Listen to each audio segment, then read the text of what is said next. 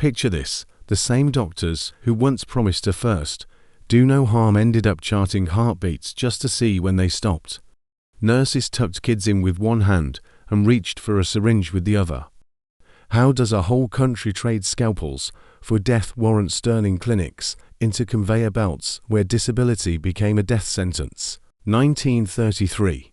Hitler's cabinet doesn't just grab power, it rewires people's consciences. The new law for the prevention of hereditarily diseased offspring orders forced sterilizations, epilepsy, schizophrenia, blindness, deafness, even feeble-mindedness is enough. Surgeons slice or burn 400,000 Germans out of the gene pool, while neighbors brag about the welfare money saved. That same year, Dachau opens not for Jews yet, but for anyone who calls the sterilizations what they are, mutilation. Newspapers call it spring cleaning, most folks shrug. Once the state can legally erase reproduction, erasing life is just a formality. October 1939. Hitler scribbles one short memo. Bowler and Brandt get the green light to let doctors grant a mercy death. Translation. Aktion T4, 6 VIOS turned factories Hadamar, Grafeneck, Brandenburg, Bernburg, Hartheim, Sonnenstein get daily buses full of disabled men, women, toddlers. Relatives mail happy updates. Staff forge replies even after carbon monoxide showers have done their work. Gold teeth ripped out.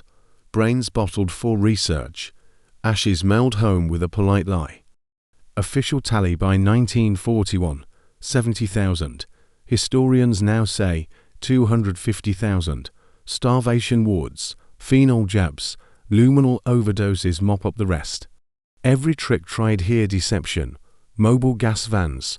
Crematoria becomes the rehearsal for the final solution. Parents are told their child needs special therapy for pneumonia. One bus ride later, the kids are photographed, measured, stripped, and parked in chilly cubicles until withdrawal from barbiturates plus exposure brings on real pneumonia. Nurses keep scoreboards. Who survives longest, who whimpers least. Elvira Hempel remembers chalk marks, counting the days, until her ward earned a chocolate bar she never knew. It was laced with Trinol.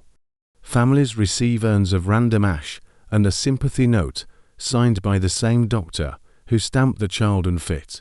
While T4 murders the disabled, anti-Jewish laws snowball, yellow stars, confiscated shops, street beatings. Kristallnacht, November 38, lands 30,000 Jewish men in camps. Newspapers show smiling SA guards forcing prisoners into the Sachsenhausen salute. Squatting, arms up, until knees pop. From 1939, Jews are crammed into ghettos, 450,000 bodies in Warsaw's 1.3 square miles. Daily ration, 184 calories. Doctors spot smugglers by their swollen legs. Edema betrays a clandestine meal. In 1942 the ghettos are emptied. Treblinka, Sobibor, Belzec open for pure extermination. Auschwitz-Birkenau adds slave labor, 12 hours hauling gravel barefoot in January frost. Soup that's warm water with a leaf. Roll calls, where the SS count corpses quotas matter. Professors who once lectured in marble halls now lower prisoners into ice water to clock survival times for downed pilots. They stitch twins back to back, irradiate ovaries, smash femurs to test bone grafts, inject typhus to trial vaccines. Joseph Mengele collects eye color samples, whistles Vogler while sending whole blocks to the gas if one prisoner itches with scabies.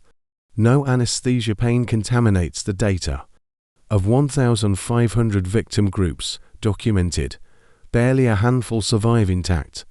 Many photographs are later torched to bury the evidence. Dawn starts with sport. Squat jumps on gravel until knees bleed. Afternoon brings Copo beatings fellow prisoners promoted for cruelty. Evening delivers the pasture pole. Arms tied behind, wrists hoisted until shoulders snap. Ravensbrück women endure bunny tests, legs sliced to mimic battlefield wounds, sulfonamide powder rubbed in. Then watch infection spread unchecked. Buchenwald men hang from trees, arms twisted backward SS nickname. The string quartet. Nearby orchestra plays to drown the screams. Philip Muller wrote that after weeks you stop feeling pain.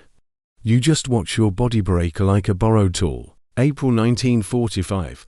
US troops reach Dachau. 32,000 alive. Boxcars stacked with 2,400 unburied corpses. At Hadamar, medics smell the sweet stench of decay before they see the building. Psychiatric patients shuffle the corridors, unable to believe the needles have stopped. Nuremberg later tallies 1.35 million Jews murdered at Auschwitz, 200,000 disabled under T4, plus Sinti, Roma, political prisoners, POWs. Exact totals, gone. Entire villages erased. Census pages marked only with a neat +4 dead. This isn't dusty history. Forced sterilization laws stayed on European books into the 1970s. To costly rhetoric about disabled lives still surfaces in politics. When we forget that doctors once murdered the vulnerable, we cheer efficiency over empathy again. Memory isn't guilt. It's a vaccine. If this made you pause, subscribe because history untended repeats itself. Check our video on the God King's revenge that almost burned the world. The Nazis proved torture can be industrial, healing hands can kill, and silence is all evil needs. Remember the kids waving from grey buses, the liberated prisoners weighing 70 pounds, the doctors who chose data over dignity. Remember then speak so no state ever again swaps white coats for executioners' hoods.